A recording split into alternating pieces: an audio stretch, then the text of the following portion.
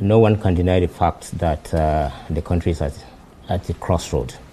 We are faced with multiple crisis situation, and as you introduced, you mentioned earlier on, for over a decade now, the country has been, faced with all these, and it came to the fore or worsened with the Arab Spring, so to speak, since from about 2011 onwards. Then we had, before the Boko Haram came up, we had situations all over the country, but not at the level that we're seeing today. But with the Boko Haram, something coming up 2011, 2012, and then reaching a height, the tempo, that's the peak somehow in 2013, 2014, it became frightening. And it is only fair to say or to point out that our inability to address the Boko Haram issue is what has led to the insecurity bedeviling all over the country. And I say this because you may recall 2013, 2014. Now we had a similar situation that is occurring today. So it's like history is repeating itself. Locations after locations falling to the insurgents, to the criminal groups.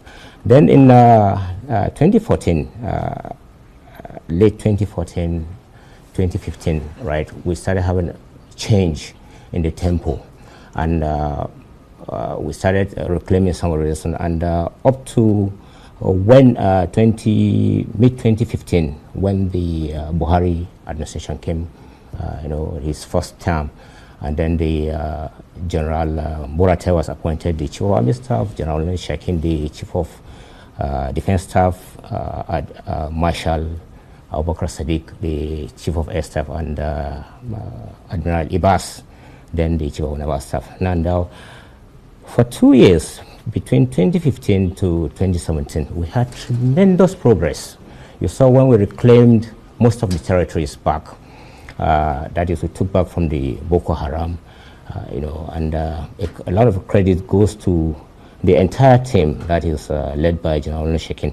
But of course, the architect of that counter-offensive reclaiming of this should be given to General Buratai, and then it was almost like what one would call a textbook kind of military operations to reclaim this thing.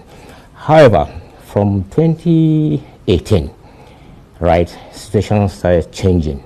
I say situation started changing. That was when we made a strategic mistake, and I say we. That is the entire high command, and it's not the feeling of one individual. And that was beginning with when we conducted what they call Operation Last Hold. If you recall, that was when they announced it was we were transiting from the active operation phase to the stabilization phase. And it held, I think, in Monguna at that time. President Buhari was there, and there was a show, this thing. Now, but the key thing here was, for that operation to hold, they injected troops from outside the theater, troops who were not familiar with this thing, armed them, equipped them, and then to conduct that thing. But Boko Haram were Nigerian troops. Nigerian troops. Right. But Boko Haram were not sufficiently weakened at that time. But if you recall, also there was that something like technical defeat. I mean, that is alien to military. And there's something called technical defeat. Right. When you yes, defeat, I do recall that. Yes. When you defeat, you defeat. So, but anyway, that Operation Last Hold became a lifeline because the equipment that the troops went in for that distance were virtually taken over by the Boko Harams, and that gave them a kind of lifeline. That was a good distance. So now we had that situation now, reversing some of the gains that were made.